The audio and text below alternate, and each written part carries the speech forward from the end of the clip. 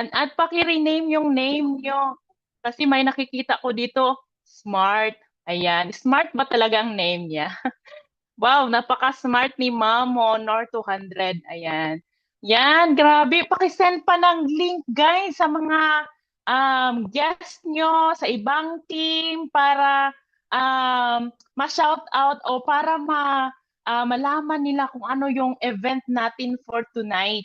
Kasi hindi lang ito isang sizzle night. This is our life-changing na ma-inspired naman kayo sa magsasalita ngayon. Ayan. So, before we further do, ayan, marami na tayo, 160, 56 na tayo. Shout out Ate Dayan from Saudi. Wow, Saudi. Hoping that we pray that you are okay there sa Saudi. Wala tayong, walang gera dyan. I'm so excited to be here. So, bago po ako magsisimula, bago ako mag-share ng aking screen, I would like to take opportunity na magpasalamat. Thank you for having me for tonight kasi alam ko sa inyo umaga na, madaling midnight na, unfortunately 11:51 natin sa amin. Um ah sa ibang bansa alam ko busy kayo. Thank you sa inyong oras. Thank you sa pag join ninyo sa Zoom event. Kasi hindi ito aksidente na send sa inyo.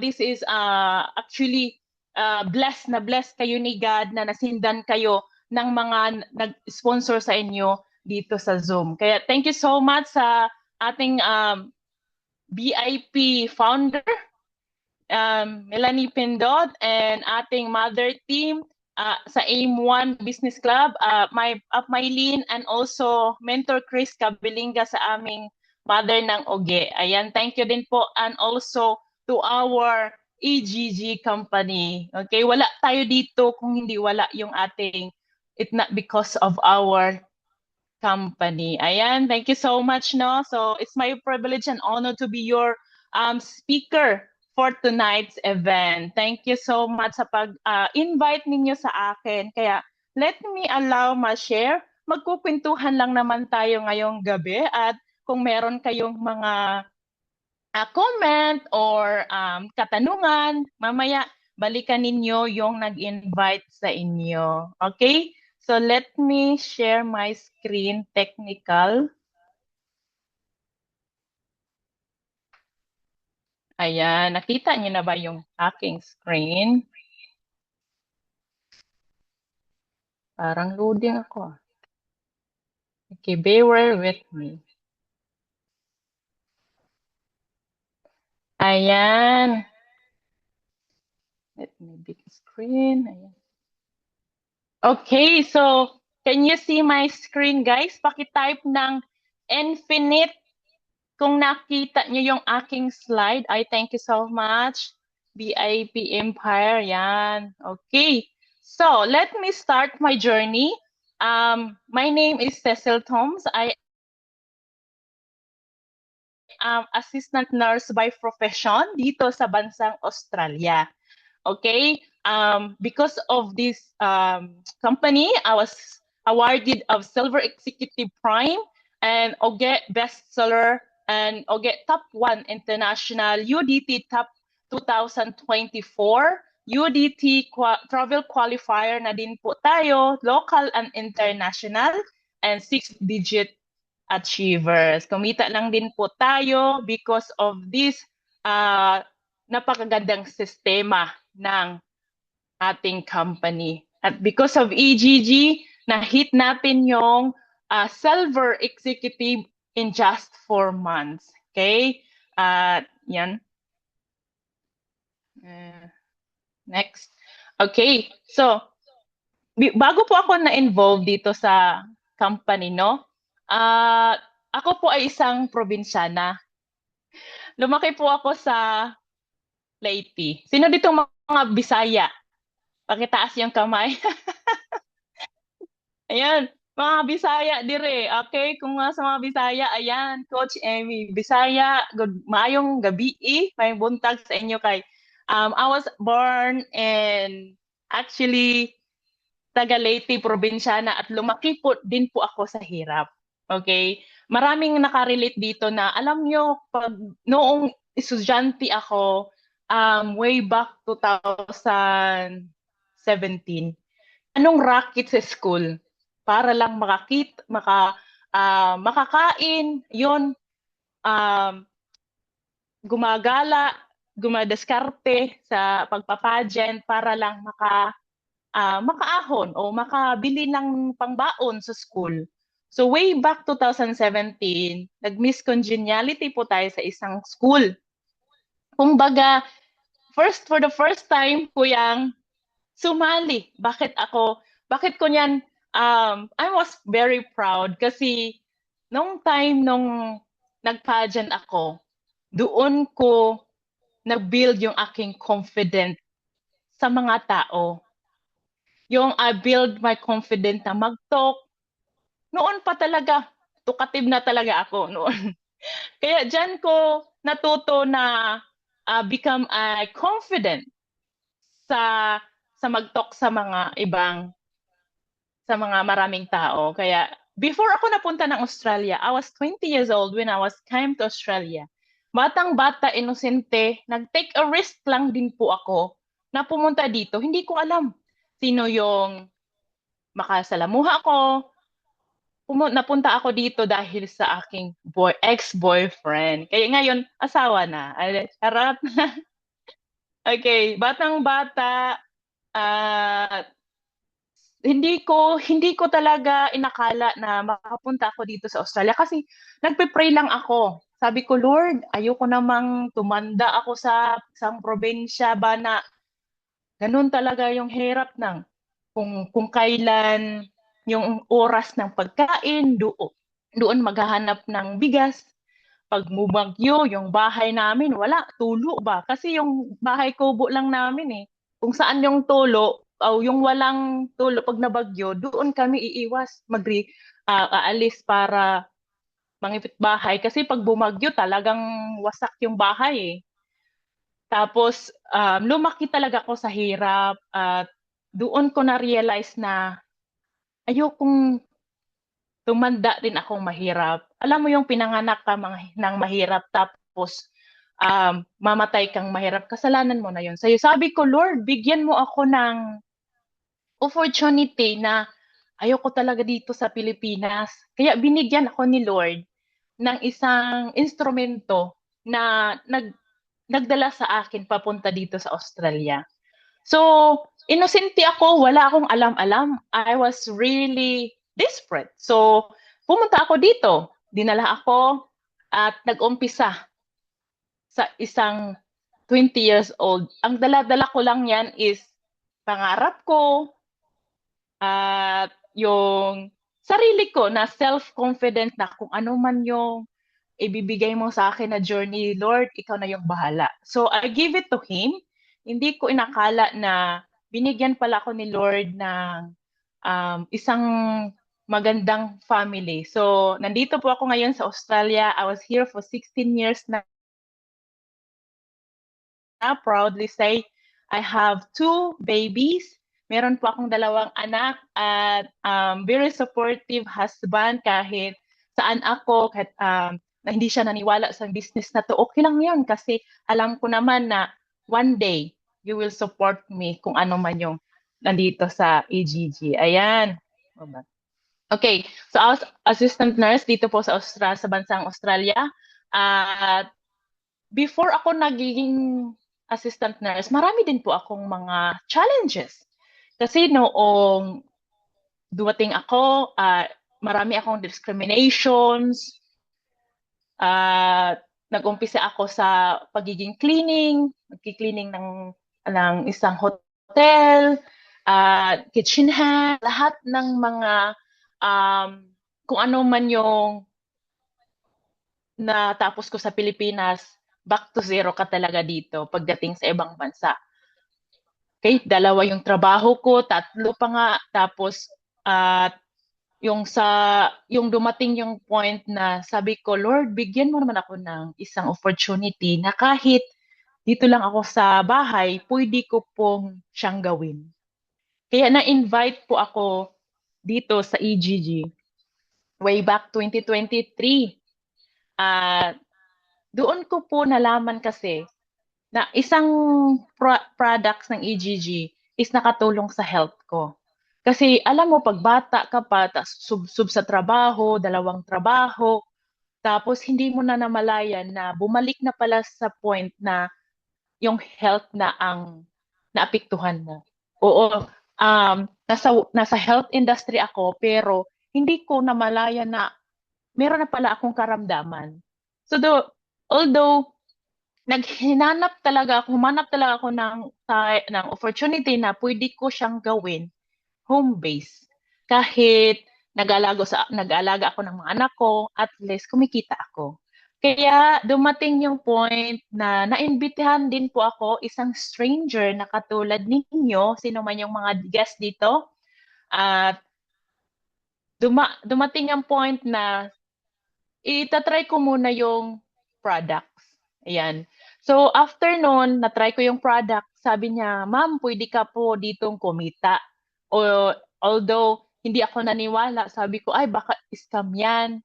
Ay, wala akong time dyan. Wala akong pera. Ang dami kong dahilan. Ang dami kong doubts. Kasi, alam mo, pag sa online mo lang siya nakilala. Tapos, hindi ko talaga literal nakilala. It's very, strangers to me. Kaya, hindi ako naniwala. So, ayun, tinry ko muna yung products. After nun, at gumaling po ako sa aking breast tumor.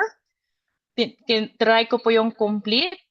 At ayun, nagtuloy-tuloy na wala po yung aking tumor sa breast. And then after nun, at pinakita sa akin ang marketing plan. Then doon ko po nakita na there's a biggest picture na maganda pala yung company. At doon ko na tinuloy-tuloy ang pag-take ng products at pinatay ko na din yung family ko. Ayun, after 4 months, hit natin yung SE. At kahit dito ako sa Australia, pinashare ko na din sa mga iba-ibang um, kababayan ko dito. At kasi nag-reflect din siya kasi kung ano yung trabaho ko dito as a caregiver, parang sabi ko, baka ito na yung kasagutan ni Lord na kasi nag-aalaga ako ng mga matatanda. Tapos, kailangan kong protektahan yung sarili ko para hindi ako mahawaan ng mga sakit nila. Kasi nag-aalaga nga ako ng mga may sakit. So, you have to protect first myself.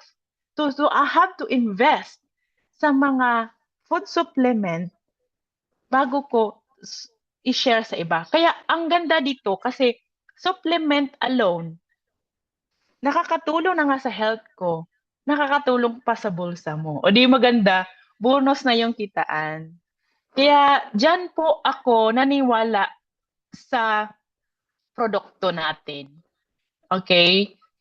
At doon ko po siya nakita na inaral ko yung company background, services, pati yung produkto, saan galing lahat po yun. Inaral ko. I plug in myself sa training araw-araw, products training, Zoom meeting, kahit madaling araw na dito sa amin, okay lang. Kinaya ko yon at kahit ano man yung mga challenges dito na overcome ko din. So, yun po at ngayon ako po ay part-time na lang nagtatrabaho bilang isang assistant nurse at ginawa ko na po itong full-time business. Bakit?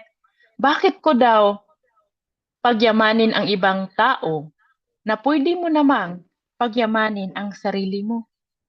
'Di ba? So, I'm not against being an employee because I've been employed for 25 years.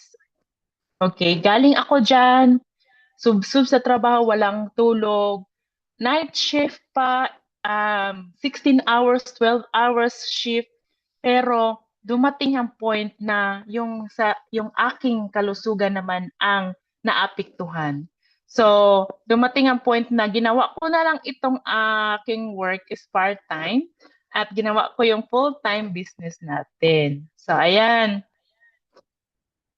Okay. No, umuwi ako noong 2 years ago. Actually, kakauwi ko lang last year. Attend ako ng 20 years anniversary ng company. But in my first year, umuwi din ako para hindi magbakasyon. Umuwi ako para magtrabaho. Yan. Yan po yung aking mga invites doon kahit sa bukid. Doon, sinulok talaga namin yung bundok kahit bumagyo. Um, Grabe yung lupa doon kasi sa bundok kung saan yung aking brother nakatira is nasa tuktok ba. So, kailangan naming lulusobin niya, akyatin talaga, umulan, bumagyo, ay basa ang lola. Pero okay lang yan, hindi ko iniinda yung pagod kasi alam ko meron tayong na-share, na-bless at alam ni God kung ano man yung ginawa mo sa kapwa, babalik at babalik din yan sa iyo. Yan. So nagtrabaho at after ng ating mga hard work, ito po yung ating na-share na mga products. Dito din po ito sa Australia, nagma-market din po ako. Every time meron tayong mga community gathering, dito po nagsishare po tayo ng ating mga products. Okay? Lagi po tayo nagpapaship sa Pilipinas dahil ito yung products natin. Worldwide class talaga yung ating produkto. Okay? Yan. After that, ng pagtatrabaho natin, walang tulugan, walang um, talagang maraming nagdi-discriminate, okay lang yun. Kasi meron namang naghihintay sa atin na award. Ayan, silver tayo, executive, then SE Prime tayo last year nung umuwi tayo sa Pilipinas. Ayan. So, very exciting na meet natin yung ating CEO of the company, the mother team, and then the VP at iba pa nating mga team training. At sa nakabisit din tayo sa office. Ayan. Ito na po yung ating na-awardan tayo ng top 1, top 3, type type top 9 dito sa UDT. Grabe yung transformation. Kasi noon mahiyain talaga ako. Hindi talaga ako. Ano lang ako talaga. Kumbaga nasa inside the shell. Ngayon, lumabas na yung kumakapal din yung ating mukha kapag kumakapal ang ating bulsa. Ano? Ayan. So, yan po tayo yung ating income. Not to brag, I just want to share and inspire everyone na kumita na tayo ng 6 digits and part-time income 42,000, may 77K in 2 days time. At ay grabe guys, siguro kung hindi ako naniwala noon, 2 years ago, siguro hindi ko yan ma-hit yung income na yan. Kasi sa pagtatrabaho ko yan, hindi ko yan wala akong savings eh. Ang alam mo, kung ang pagtatrabaho talaga, ang naipon ko lang is resibo. Bakit? Kasi isang breadwinner ay laging every week nagpapadala eh. Siyempre, sasabihin ng pag family na magsasabi walang bigas, walang ulam eh. Siyempre, pag ikaw na isang anak, di ba? Malumoy naman yung kasing-kasing mo na yung nanay mo walang pagkain. Eh, siyempre, bigyan mo ng pagkain, medisina, pati electricity, energy, lahat ng mga bills nila sa'yo pa rin. So, dumating lang talaga ng point na sabi ko, gusto ko naman time back sa kanila. Kasi wala na po akong tatay.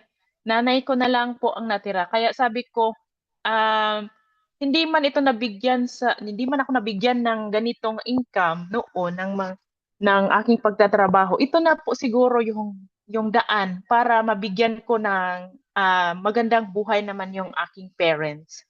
So, yan po. At siguro marami nakarelate dito as OFW, no?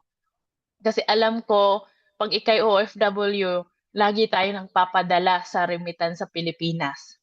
Walang ipon. Ang ipon mo lang ay resibo. Ada? Pakirelate pakichat daw dyan kung nakarelate ba ng Walang ipon challenge. Ayan, nakarelate si Ma'am Dayan. Ayan. Kaya sa mga OFW na katulad ko, actually hindi ako OFW ha. Isa po akong Australian citizen na po dito. At parang feeling ko na din po OFW kasi laging nagpapadala sa Pilipinas. Okay? So, relate ko talaga yung hirap din paging isang nasa ibang abroad. Kasi kada sahod, eh, yun nga, inaabangan eh. Relate na relate kasi pag talagang katapusan, kinsinas katapusan, doon na sila mangungumusta. Ano? Pag hindi pa yan, yung wala pa yung sahod, hindi yan magsisihelo sa'yo. Oy, kumusta ka na dyan? Kumain ka na ba?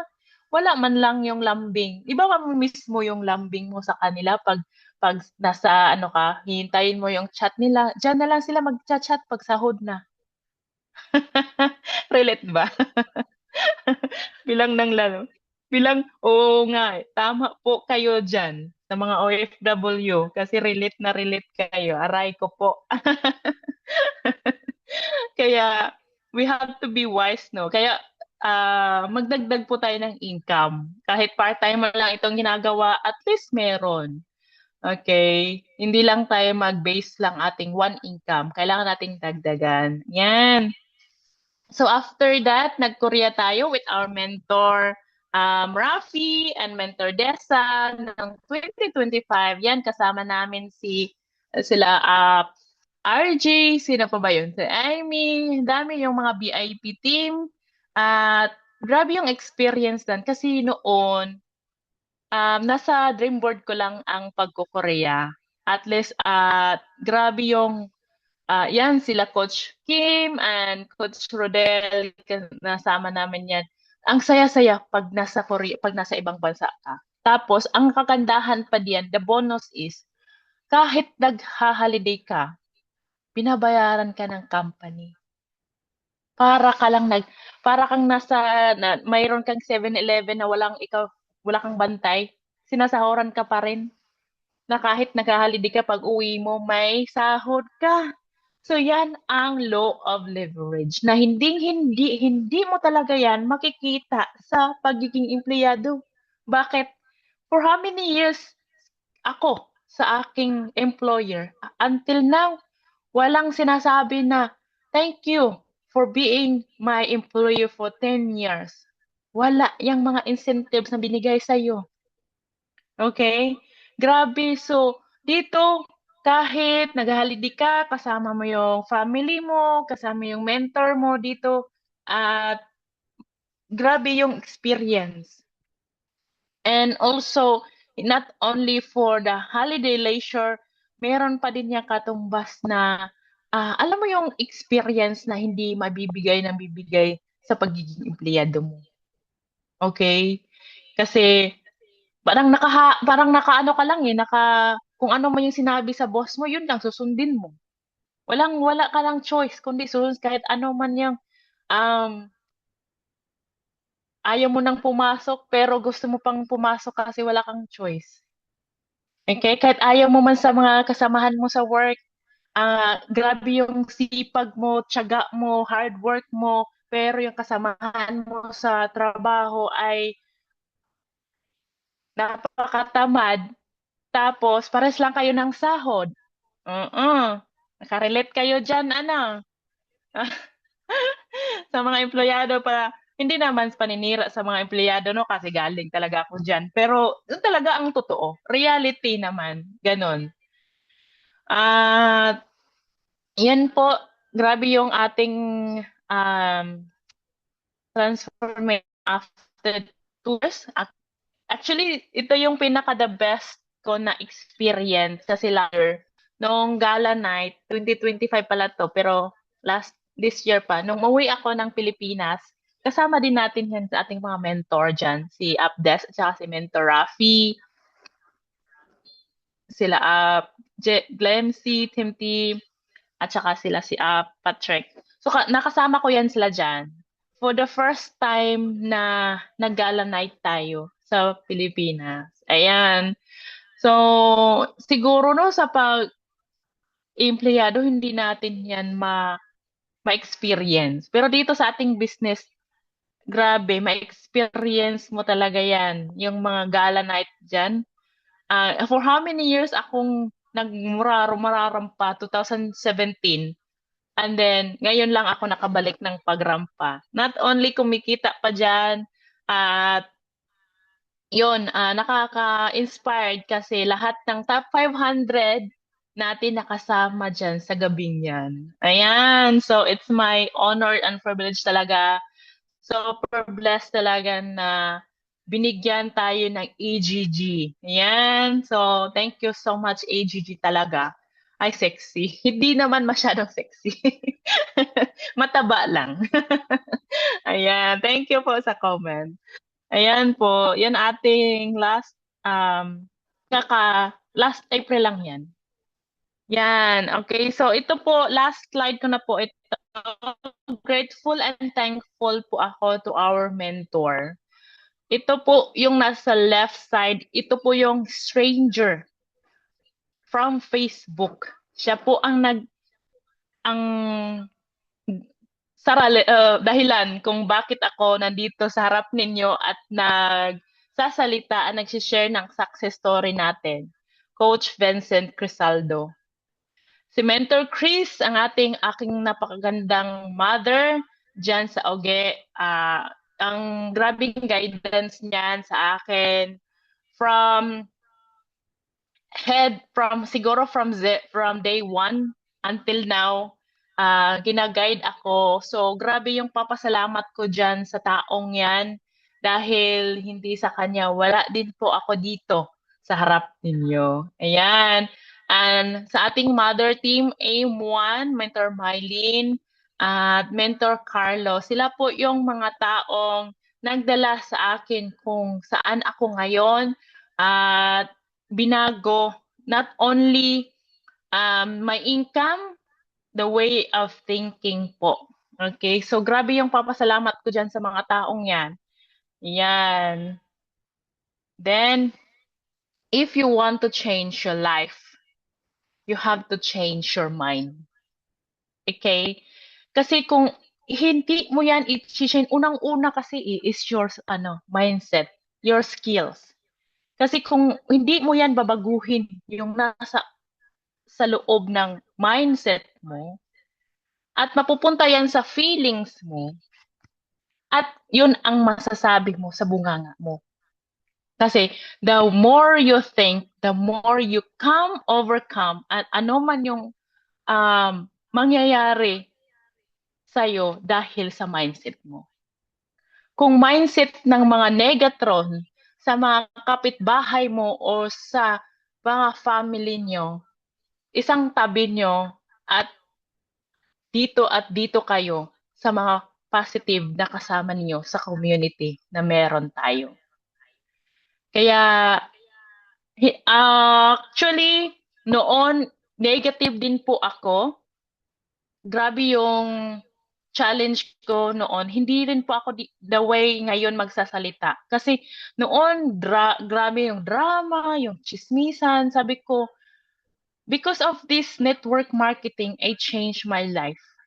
Hindi po ako noon ganito magsasalita kasi iba din yung way of thinking ko before.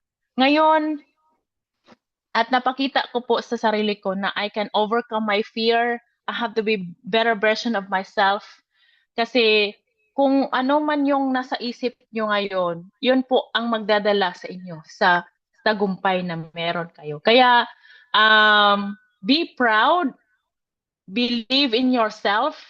Kung ano mang meron ang BIP Club, susundin nyo ang mentor nyo. Follow the leaders at gawin po natin ang negosyo ng tama. Kasi kung gagawin natin ng tama, matatapos din tayo ng tama. Okay? Kaya lagi ko tong sinasabi sa mga team ko that we have to do this business right. Kasi kung sa mga taong hindi sumusunod sa team, iba yung ano nila, iba yung nakapag-detour na yan sila. Iba yung way of thinking nila. There's no shortcut in the business. Kaya kung ano man yung challenges ninyo, overcome it at ituloy-tuloy nyo lang yung ginagawin nyo. Lagi kayong masusunod dito. Follow teams at gawin ng negosyo ng tama at plug in yourself sa mga Zoom. Kasi lahat tayo is not just a device. Yung cellphone nga, nalulubat, di ba? Tao pa kaya? Kaya, we have to recharge ourselves sa mga training na katulad nito to inspire para makakuha din ng mga knowledge and skills dito sa negosyo. At ito lang po ang lagi kong sinasabi. Sa mga bago pa dito, believe, follow the system, right? At tingnan nyo yung negosyo muna. At talagang sunod-sunod na yung income and follow everything. Kasi para sa akin, kahit saan ka mang bansa ngayon, kung nasaan ka ngayon, kung ano man yung kasalukuyang kalagayan mo, decision mo yan ngayon. Okay? So, yes po, believe in yourself, believe in your team, believe in the company. Kasi lahat tayo, we will get in the end. Thank you so much po. And this is your Coach Cecil here from Australia. And to God be the glory. Go back to you, host. Thank you. Thank you so much, Coach Cecil Talks. Yun, sobrang dami kong natutunan. So yan, kung yung mga havers, mga nanonood right now sa ating Zoom event,